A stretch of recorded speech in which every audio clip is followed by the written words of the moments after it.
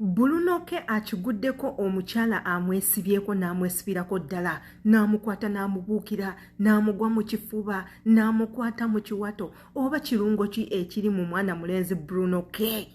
Kubanga abawala mu myaka gyaffe buli omu abeerayo ng'amulaba nga ye future husband we, buli omu amwegomba okufaako obufi, oba bamwegomba lwakuba serebu, oba bamwegomba lwakuba ssente, oba bamwegomba lwakuba ng'alabika bulungi. Nze naawe lwaki njogera kuno nakuli ng'akatambi Nkayina? Akatambi osobola okkerabirako biki ebyabaddewo, omuwala engeri gye yeeyisizaamu, engeri gye yakutte ku Bruno ke, ate nga si ye muwala asoose. Abawala abangi tuzze tubalaba okuli n'omu ku bankuba kyeyo eyaveri n'agamba nti nedda Bruno ko omukazi bw'aba afudde oyo muveeko mwerabire, sibira kunza amakanda, ngenda kukulabirira indabirire n'omwana wo, ngenda kusasula renti, omwana wo musomese, buli kimu ekyetaagisa ngenda kuba nga nkikola, gwempa chance, si ye muwala asoose. Era abawala muzze nga mubalaba, igwe ali mu kulaba akatambi kano ogenda kuba nga onjulire, kubanga byonna bye njogerako wali obirabyeko era wali obiwuliddeko.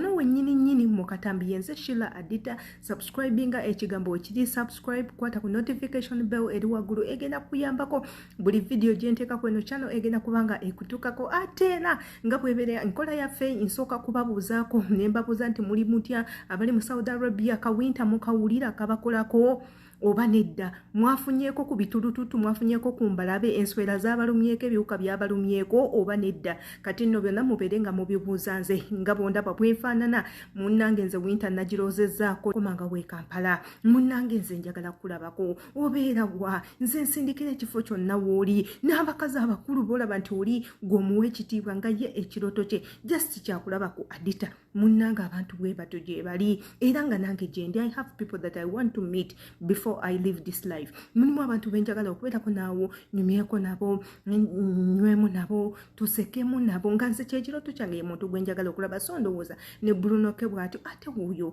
he's a very good handsome guy, very good looking, ali intelligent, alina kasikini akalagibwa, he has this height, alina buli kimu akiina, ate alinamu n'akasente n'okwenyiriza yenyiriza, and he smells good. Trust me, teri muwala atayinza kwegomba musajja ng'oyo.